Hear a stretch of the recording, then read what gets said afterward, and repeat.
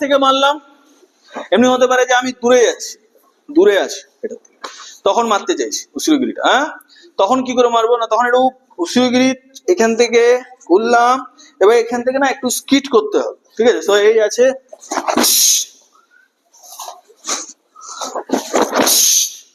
Skit. So কিরকম, এই ঘুরলাম, এখান থেকে গেল, দেন এই যে পাটা উঠলো, স্কিট হবে। হ্যাঁ, স্কিটটাতে কি হয়, আমার ডিস্টেন্সটাও কভার হচ্ছে এন্ড তার সঙ্গে হিপের পাওয়ারটাকেও বাড়াচ্ছে। সো আবার এখান থেকে ডিস্টেন্স আছে।